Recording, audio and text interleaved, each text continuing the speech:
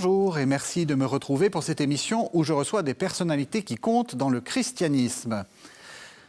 Je n'ai pas honte de l'Évangile, il est puissance de Dieu pour le salut de quiconque croit, du juif d'abord, puis du grec. C'est en lui en effet que la justice de Dieu est révélée par la foi et pour la foi, selon qu'il est écrit « le juste par la foi vivra ». Cette phrase de saint Paul qui ouvre l'Épître aux Romains, mon invité d'aujourd'hui l'a certainement médité et mise en pratique, lui qui a consacré sa vie à l'étude de la Bible, en commençant par l'Évangile de Matthieu, puis en passant par les Actes des Apôtres et finalement en osant s'attaquer aux figures fondatrices, Jésus, puis Paul. Je suis très heureux de retrouver Daniel Marguerat. Bonjour Daniel Marguerat. Bonjour. Vous êtes professeur honoraire de Nouveau Testament à l'Université de Lausanne et vous venez de faire paraître aux éditions du Seuil Paul de Tarse, l'enfant terrible du christianisme. Alors là, vous êtes, c'est vraiment la figure tutélaire. Hein. Comment est-ce qu'on devient, comme vous, bibliste ou exégète ? Ah, mais par la curiosité. Au fond, c'est la curiosité qui m'a conduit là, parce qu'au fond, la curiosité face à des textes vieux de 2000 ans, 3000 ans, comment est-ce qu'ils font sens aujourd'hui, comment se mettre à la recherche de leur sens. Et alors, c'est effectivement la curiosité face à ces textes. Comment fonctionne-t-il ? Derrière tout art, l'art pictural, derrière la musique, il y a une technique. Il y a une technique qui est mise en œuvre, il y a des outils. Et alors, je me suis intéressé à la manière dont le sens était peu à peu construit dans ces textes. Parce qu'effectivement, tellement vieux que certaines fois on se dit, mais attendez, d'abord il y a certains passages, la parabole du Samaritain, vous la lisez, tout le monde dit, oui, non mais attendez, on connaît, passez à autre chose. Ou bien dans des texte de Paul, tellement obscur qu'on se dit, mais quel est le sens de ce charabia ?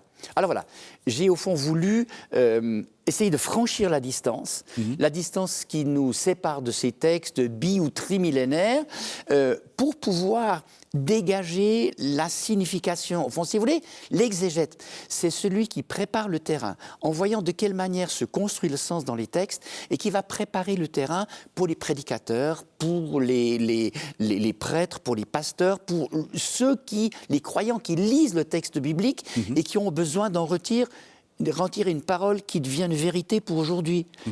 Mais vous voyez, pour pouvoir en retirer une parole, il faut éviter que le texte soit simplement la surface de mes envies ou de mes désirs, de mes projections. Du genre, je lis ce texte, mais oui, il dit ça. Ouais. Mais oui, c'est mon éducation, c'est les lectures que j'ai faites, les prédications que j'ai entendues, qui me font dire, on dit ça.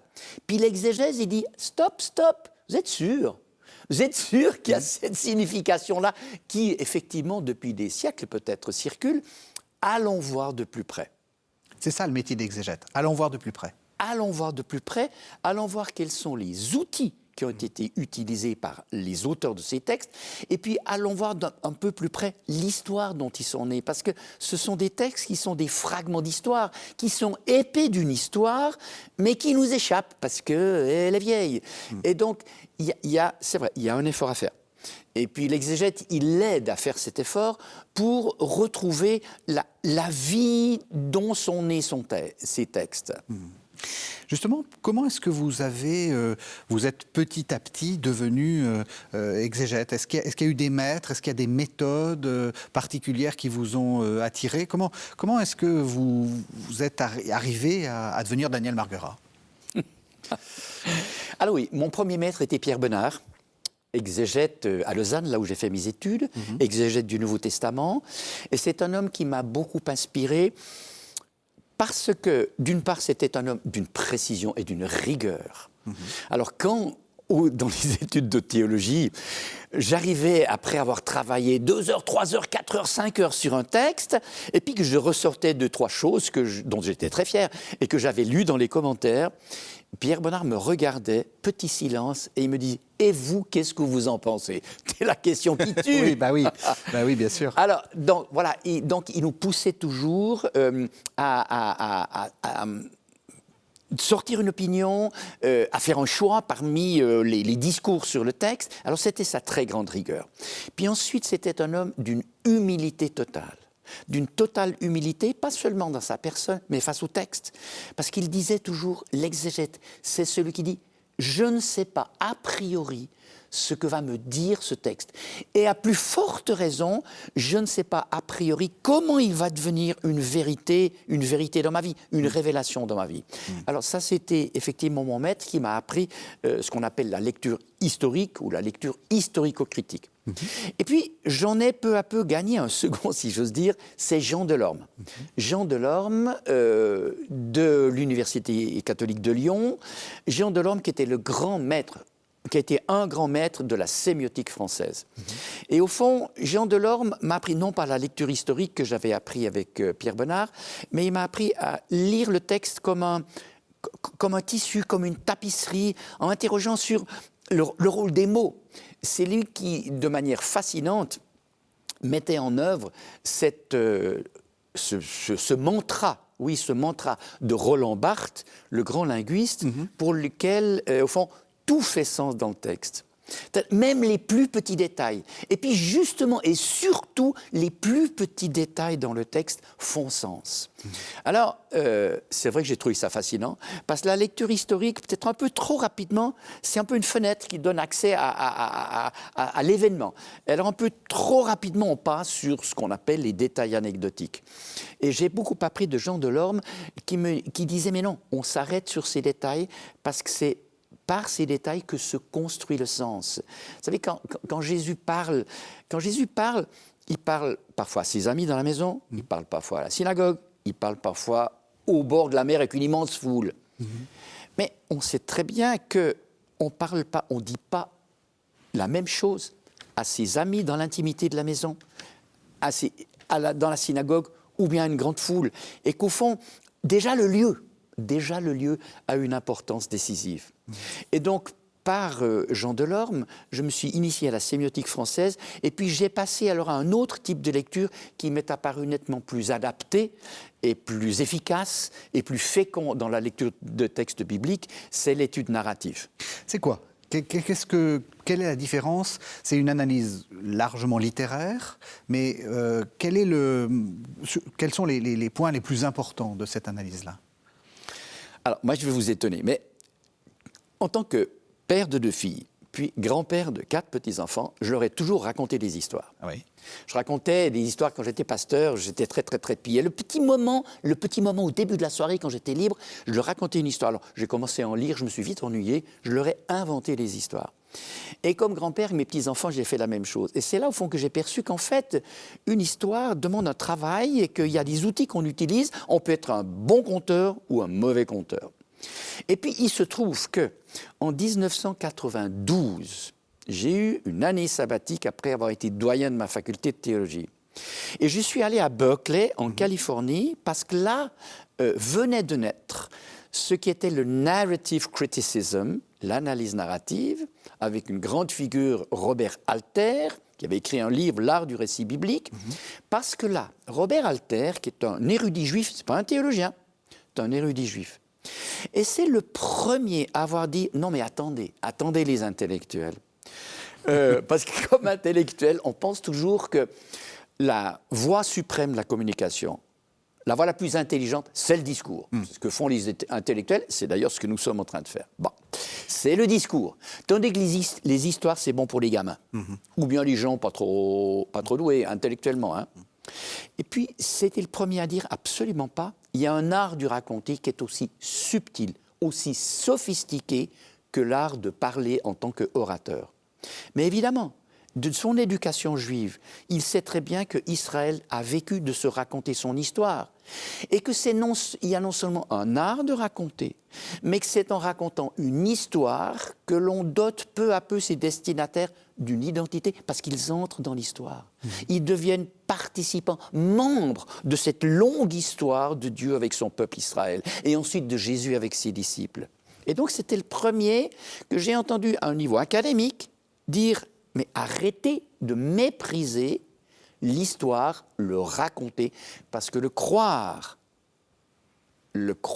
mon père était un araméen nomade, hein, le croire a d'abord été un raconter. » Et donc, commençait à naître, ce dont on ne parlait pas du tout en Europe, c'est l'analyse narrative. Alors, l'analyse narrative, c'est au fond principe qui est assez simple au départ. C'est que Que l'on raconte une histoire, que l'on soit un Hébreu du temps du roi David, que l'on soit un griot africain ou bien un conteur au XXIe siècle, on utilise les mêmes outils. Le sachant ou ne le sachant pas, on utilise les mêmes outils qui font qu'il y a de bons conteurs et de mauvais conteurs. Et alors, à la suite de cet homme, Robert Alter, bien d'autres ont travaillé pour découvrir ces outils universels du raconter. Et de la manière suivante, c'est qu'au fond, on s'est rendu compte que pour construire un récit, il fallait être aussi intelligent, aussi fin, aussi subtil.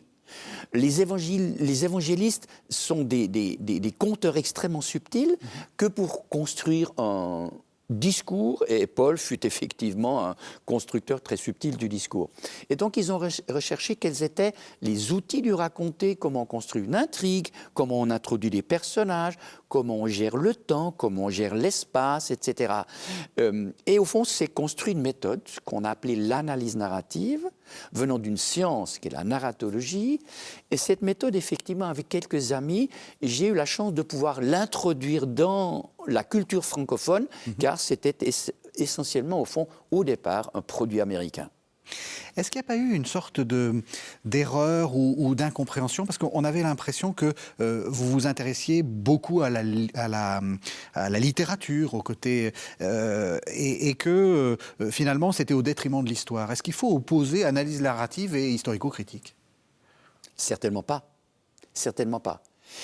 Moi, j'ai d'abord été formé à la lecture historique. Et c'est pour moi une base, c'est un incontournable. Et pourquoi c'est un incontournable? Parce que les textes bibliques sont vieux de 2000 ans, 3000 ans. Il nous faut donc surmonter cette distance, passer cette distance. Quand vous lisez les évangiles, vous ne comprenez strictement rien à ces récits si vous n'avez pas, je dirais, une information minimale, une culture minimale sur ce qu'est la Torah, qu'interprète Jésus, sur ce qu'est le temple de Jérusalem. Il vous faut avoir ce que Umberto Eco, l'italien, appelait une encyclopédie personnelle, une petite encyclopédie de poche qui vous permet au fond de comprendre quels sont les enjeux de ce texte. Si vous lisez la Bible hébraïque et que vous ignorez ce qu'est une alliance avec les rapports de seigneur à vassal, vous ne comprenez rien. Et donc, parce que vous remplissez ces mots du sens qu'ils ont aujourd'hui. Donc, il est absolument important de pouvoir franchir cette distance et les immerger dans l'histoire est indispensable. Ça, c'est le point 1. Et le point 2, c'est que ce que j'ai appris avec l'analyse narrative, c'est qu'effectivement, le sens se construit au travers d'un certain nombre d'outils. Lorsque l'analyse narrative a débuté, il y a eu effectivement de gros conflits, de même d'ailleurs entre les sémioticiens et la lecture historique, où on le posait en alternative, c'était ou bien, mais c'était des combats de départ, qui sont maintenant, à mon avis, dépassés, et même en Allemagne aujourd'hui. Parce que je cite l'Allemagne parce que c'est vraiment la patrie de la lecture historique. C'est là que l'analyse historico-critique s'est fondée, s'est construite au XIXe siècle. Mais même en Allemagne aujourd'hui, les plus grands exégètes de l'Ancien et du Nouveau Testament utilisent aussi, bien ou mal, peu ou prou, des éléments d'analyse narrative. Est-ce la raison pour laquelle le grand commentaire que vous avez fait, c'est sur les Actes des Apôtres, en ayant précisé dans un livre qui précédait que Luc, l'auteur de Luc Actes, était un historien? Oui. Alors, Luc est un historien, mais comment on fait un historien? Il raconte. C'est ça. Il n'y a pas d'histoire sans récit. Les historiens sont de grands conteurs. Ce sont de grands conteurs et ils construisent leur histoire comme un romancier construit son récit. Il y a une différence, bien entendu. C'est que l'historien, il doit raconter son récit, son grand récit historique, il doit le raconter en tenant compte de tous les éléments documentaires.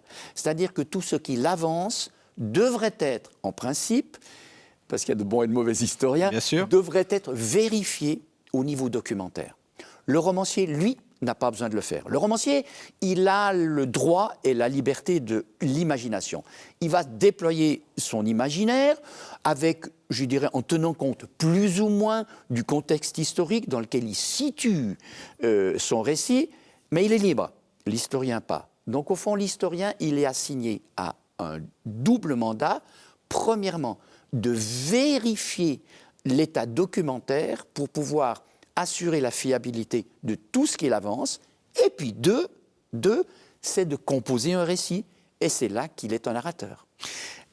Justement, on entend souvent dire que peut-être parce que justement il y a eu le magistère des Allemands qui ont remis en cause beaucoup de choses, que l'une des tâches principales de l'exégète serait de remettre en cause les textes, de dire tout ça c'est faux, tout ça c'est pas historique, etc. Comment vous vous situez par rapport à ça? Justement, peut-être par exemple dans les Actes des Apôtres, vous pensez que Luc il invente tout ou qu'il y a des éléments historiquement fiables? Alors là, la science progresse, effectivement. Moi, je dirais qu'au début du XXe siècle, quand vous ouvriez un commentaire de lecture historique, c'était un peu dur, parce que l'exégète... Ça ricane un peu. Les gens ricanaient. Oui. Les gens ricanaient en disant, bon, tout ça est faux.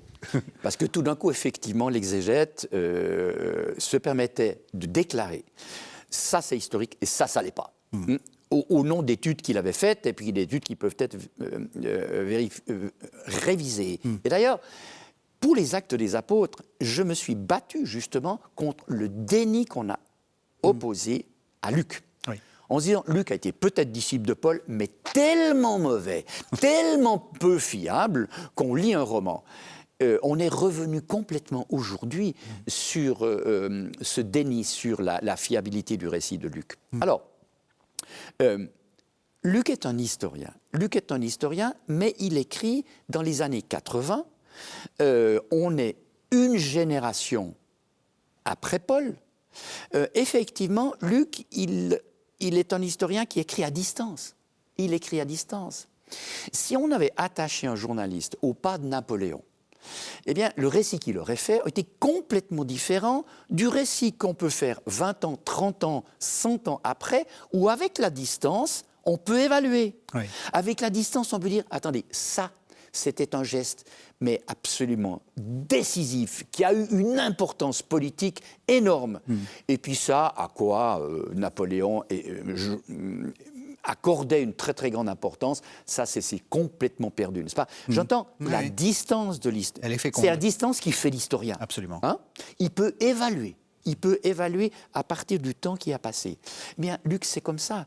Luc, effectivement, va retenir certains éléments qu'il estime fondamentaux, fondateurs de Paul, et puis il va en taire d'autres parce que ça n'est plus d'actualité. Et donc, effectivement, il acquiert cette distance de l'historien qui ne va pas faire une sorte de chronique des faits divers. On ne peut pas le reprocher à Luc, mais justement, au contraire, il est vrai que pour Paul, Luc a une admiration sans borne. Et de son grand héros, il va déployer, une génération après, ce qui fait de lui, au fond, ce héros fondateur du christianisme universel. Parce que Paul n'est pas le fondateur du christianisme, non.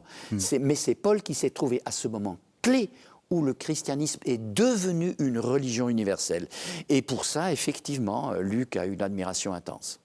Alors Paul, vous ne faites pas comme tout le monde, c'est-à-dire que d'habitude on termine par Jésus.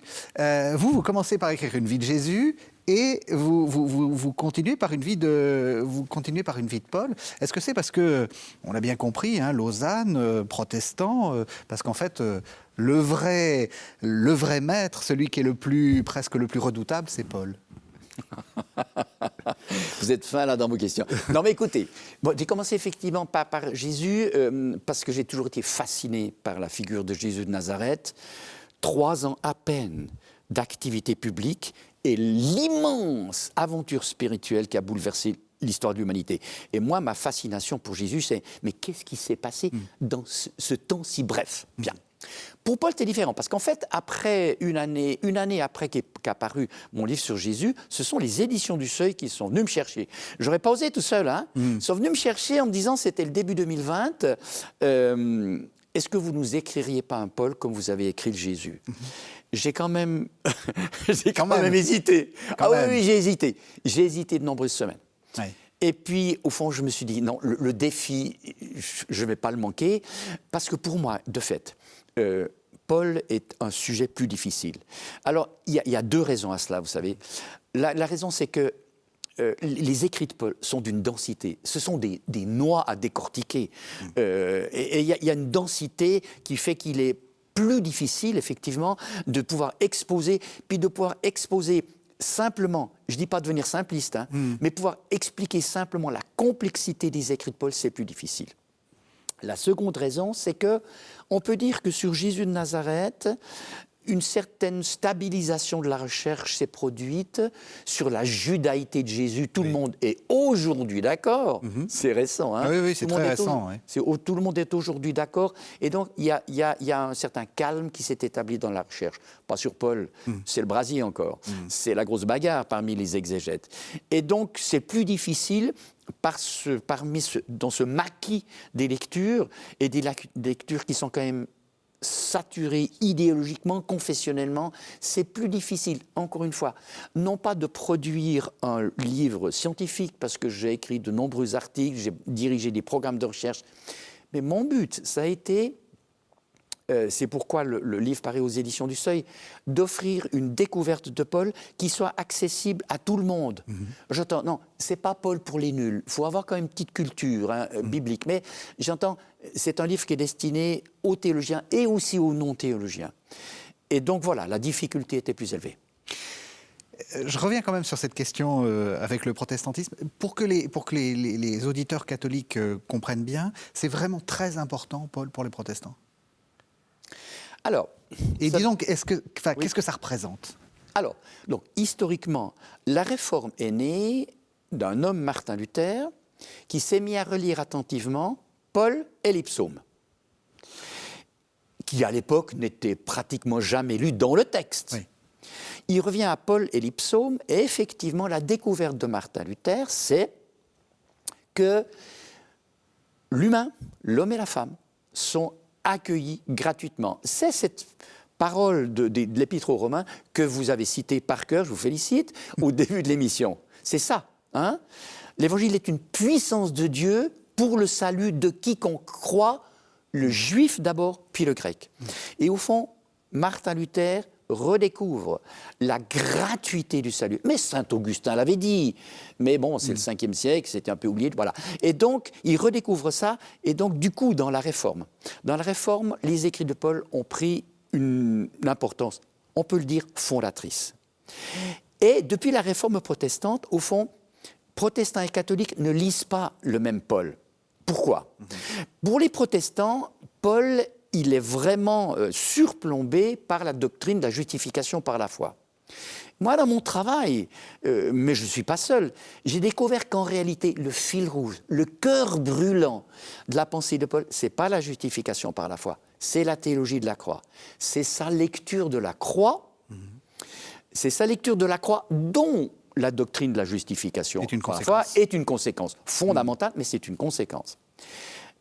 Classiquement, dans le catholicisme, on lit Paul à partir des épîtres pastorales. Or, les épîtres pastorales sont le fait de disciples de Paul pour toutes sortes de raisons, de vocabulaire, de théologie et de pensée. Les épîtres pastorales ont été écrites à distance de Paul et non pas par Paul lui-même. Et cette lecture a fait de Paul, moi je dirais, un champion du conservatisme social, qu'il n'est pas.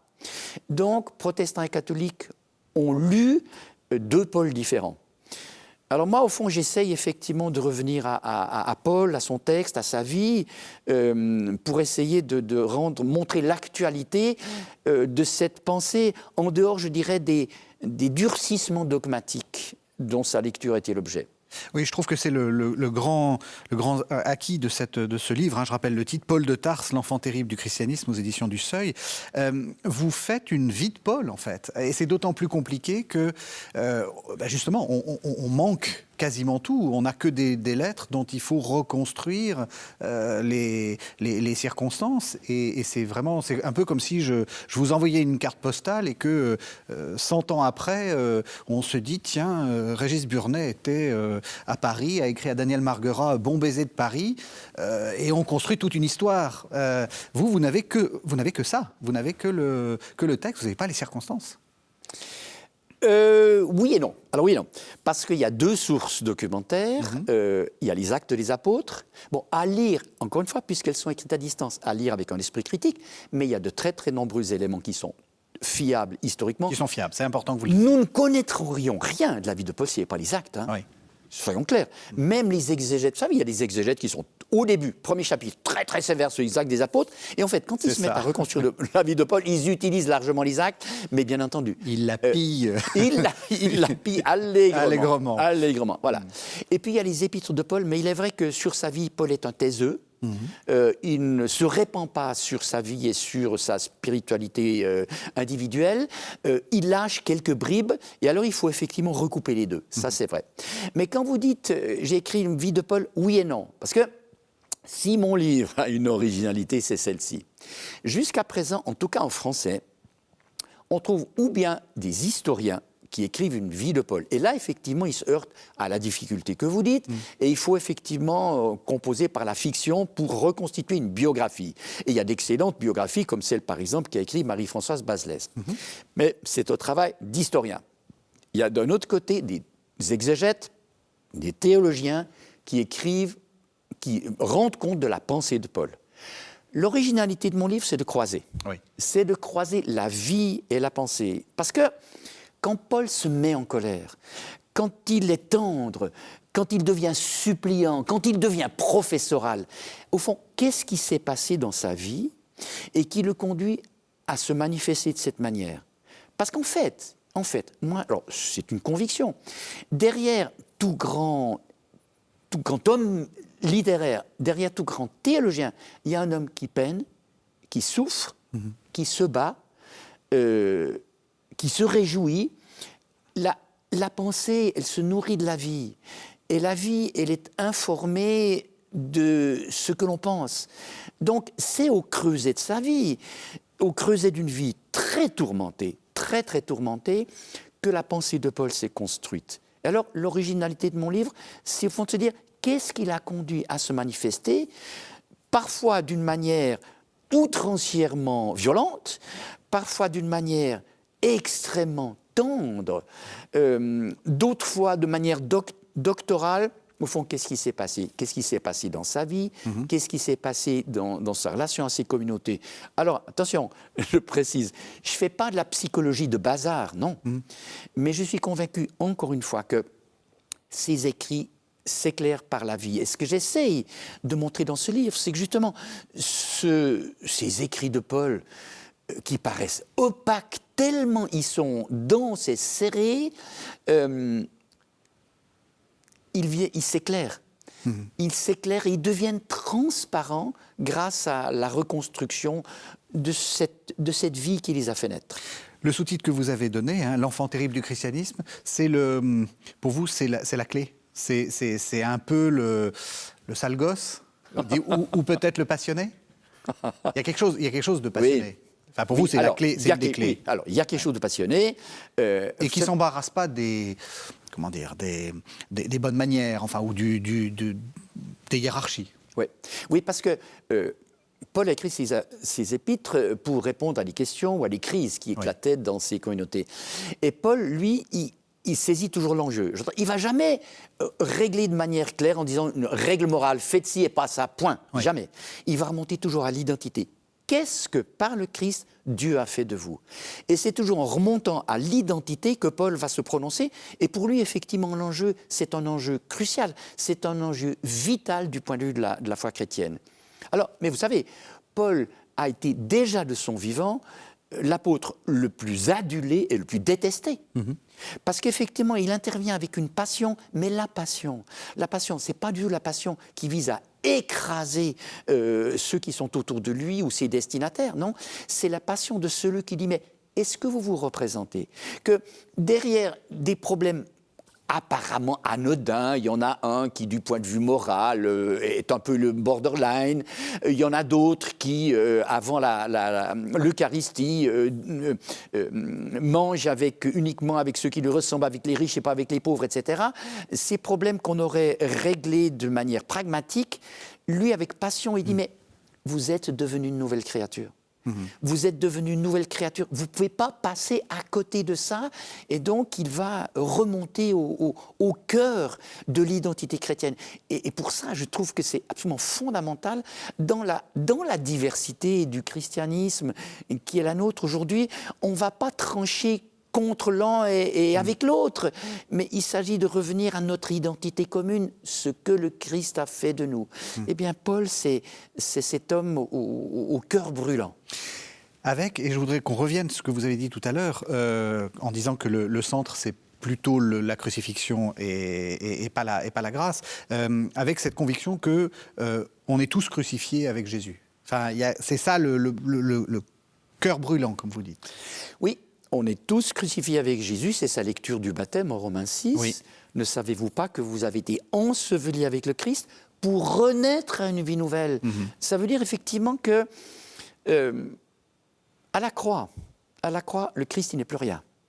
Il n'est plus rien, il est abandonné de ses amis, il est maudit par la Torah, il est privé de son honneur, c'est un corps nu qui vit une agonie atroce.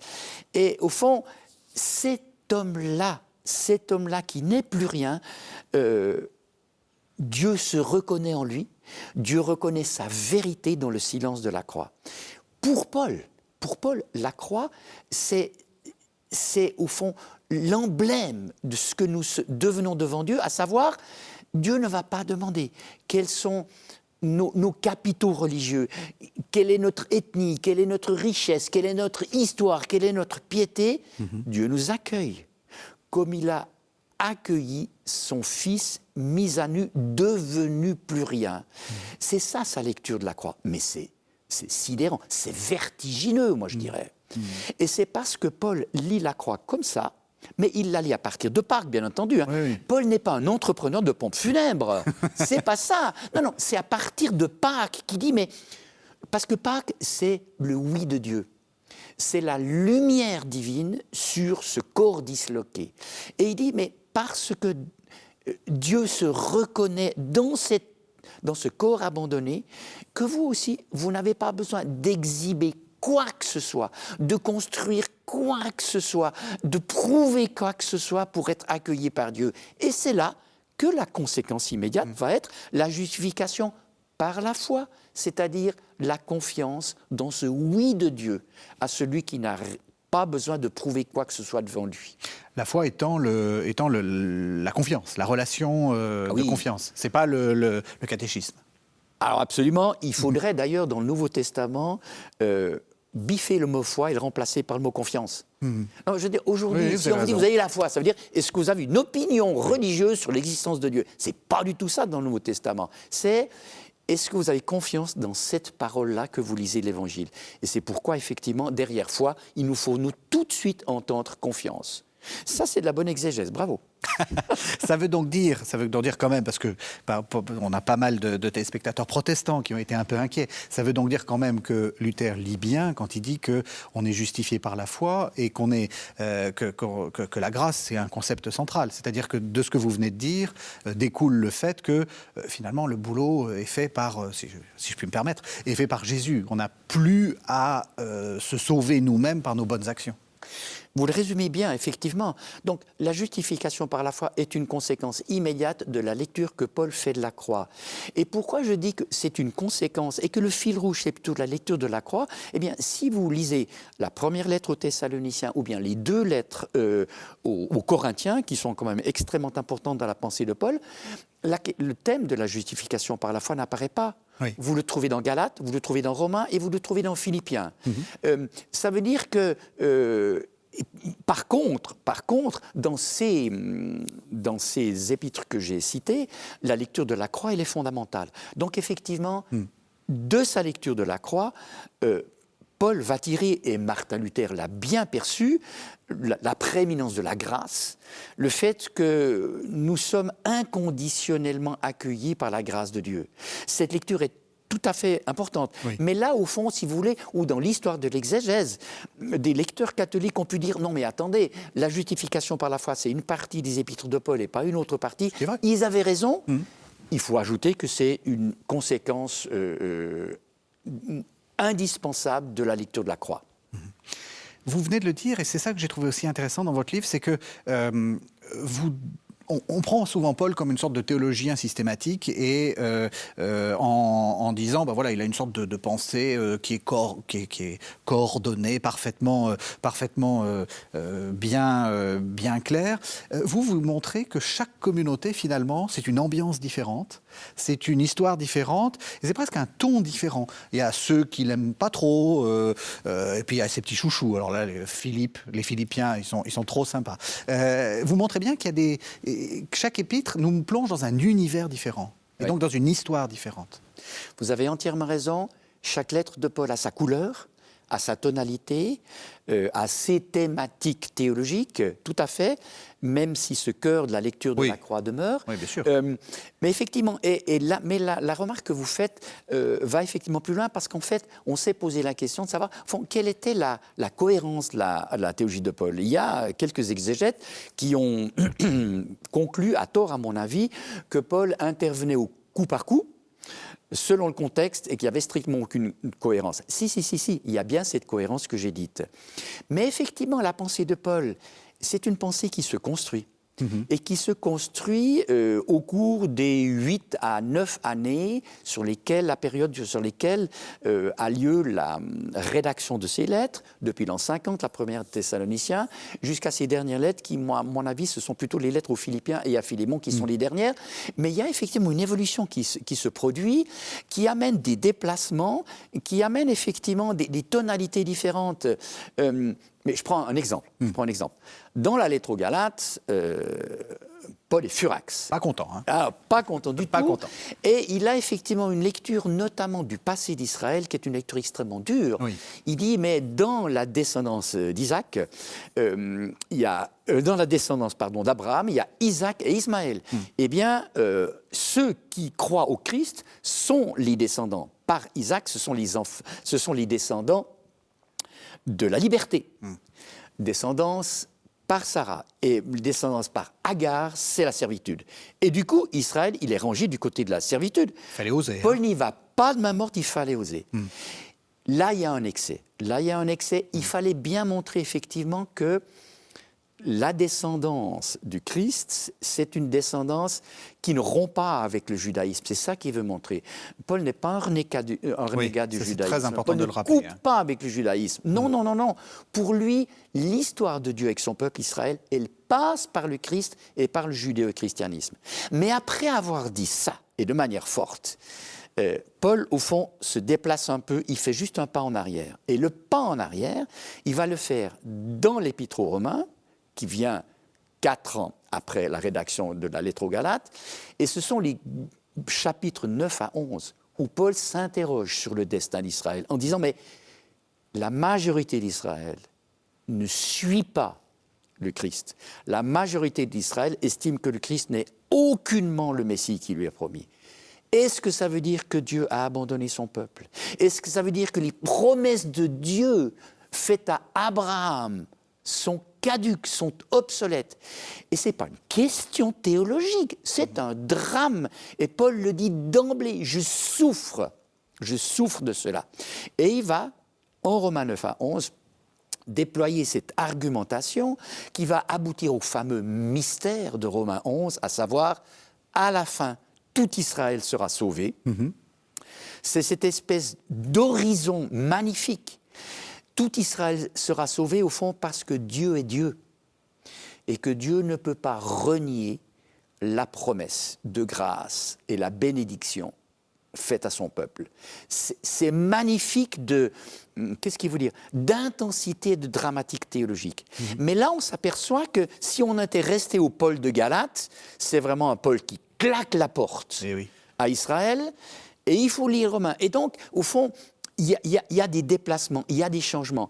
Et donc, dans ce livre où j'essaie de montrer comment chaque lettre s'inscrit dans une histoire spécifique, on peut comprendre comment l'histoire avançant, Paul se situe différemment et ne va pas répéter dans chaque épître ce qu'il a dit dans la précédente. Alors pour qu'on comprenne bien, on va prendre un autre contexte. Corinthien, vous dites Paul, c'est l'enfant terrible du christianisme. Là, il a trouvé ses enfants terribles à lui, parce que c'est psychodrame. Psychodrame début à la fin. Non, vous ne trouvez pas? Mais à Corinthe, non, à Corinthe, le culte, c'est le tohu-bohu, c'est le charivari, c'est le bazar, effectivement. Parce que Corinthe est une communauté chrétienne d'une telle richesse. Les dons de l'esprit sont répandus d'une manière qui devrait faire envie à toutes les paroisses protestantes et catholiques d'ailleurs. Et donc, effectivement, c'est le tohu-bohu. Et Paul doit effectivement ramener un petit peu d'ordre. Et il y a effectivement une église qui est scindée en chapelles. Il y a ceux d'Apollos, ceux de Pierre, ceux de Paul, et puis ceux de Christ. Ça doit être les intégristes, là. Et donc, voilà. Et donc, effectivement, Paul doit ramener un petit peu d'ordre et encore une fois, revenir au fondement. Et par exemple, par rapport à cette division de l'Église en chapelle, il va dire non mais attendez, il y a un fondement, c'est le Christ. Et c'est à partir de ce fondement que vous allez, vous, assumer et intégrer votre différence. Vous savez, la première lettre aux Corinthiens, c'est l'épître qu'il nous faut lire absolument en régime de division et de pluralité du christianisme. Tout à fait. L'éclatement du christianisme, c'est quand même un scandale. C'est quand même un scandale dont nous devrions avoir un peu honte, un peu ou beaucoup. Et il faut lire la première aux Corinthiens, parce qu'effectivement, Paul s'adresse à une chrétienté éclatée, en voie d'explosion, et chaque fois, il revient à l'identité basée sur le fondement qui est le Christ. Parce que c'est ce qui nous est commun. C'est ce qui nous est commun et c'est ce qui va permettre d'accepter la diversité et de penser que la diversité des confessions, la diversité des églises est une richesse, une fécondité et non pas une menace. Et pour ça, Paul va inventer quelque chose, mais qui a connu un succès fou, c'est la métaphore du corps du Christ. Oui. Il en est l'inventeur. Pour le meilleur et pour le pire, hein. Ouais. Non, alors gardons le meilleur. Non, mais parce que dans sa fameuse parabole de 1 Corinthiens 12, quand il dit, mais c'est le corps du Christ, tout entier. Hein, il y a une tête, il y a les bras, il y a les jambes, il y a les pieds, etc. Il dit, non, mais attendez, la tête ne va pas dire aux pieds, j'ai pas besoin de vous. Et les organes dits nobles ne vont pas devenir aux organes discrets, nous n'avons pas besoin de vous. Il tire de cette métaphore du corps le fait que toutes les parties du corps sont indispensables parce que l'unité, elle tient non pas à une institution, non pas à des ministères, non pas aux tous la même chose, elle tient au Christ. Oui. Elle tient au Christ présent sur terre, présent dans le monde, par la diversité des dons de l'Esprit. Parce qu'il dit effectivement que cette diversité, elle naît de ce que l'Esprit Saint crée dans la pluralité. Il y a quand même beaucoup à apprendre dans cela. Il y a effectivement à apprendre que c'est le Christ qui constitue notre unité. Et puis il y a un pas en arrière à faire dans notre désir de considérer que l'unité, ça veut dire tous la même chose, ça veut dire tous comme je pense et comme je crois. Non, il y a un pas en arrière à faire, un peu d'humilité face au fondement. J'ai commencé à dire, avec cette histoire de corps du Christ, qu'on a des idées un peu toutes faites sur Paul. Alors je suis désolé, mais il va falloir que je vous en montre une autre. Les femmes, vous savez, cette fameuse tachéante mouliéresse que les femmes se taisent. Il n'est pas très féministe, hein, votre Paul. Alors, vous avez le droit de me contredire. Vous avez le droit de me contredire. Je consacre de nombreuses pages dans mon livre à cela. Oui. Et en particulier, l'antiféminisme de Paul, c'est une réputation exécrable. C'est une réputation exécrable qui est faite à partir des pastorales, ou les pastorales. Les femmes sont quand même envoyées aux gémonies, parce qu'on leur dit qu'effectivement que c'est par elles que le péché est entré dans le monde. Parce que c'est elle qui a succombé à la tentation. À la tentation, Ève, exactement, le et mal, proposition du la cause de serpent. tout mal, oui. Et on dit, et, continuez pastoral, 1 Timothée 2, et la femme sera sauvée par la maternité. Donc, c'est pas Paul qui peut écrire ça, on est sauvé par la foi, hein, pas par la maternité. Bon, donc, c'est une réputation exécrable. Alors, si on regarde, je vous la fais brève. Oui, je vous la fais brève parce que c'est vrai que c'est un peu complexe. Hein. Mais c'est très important.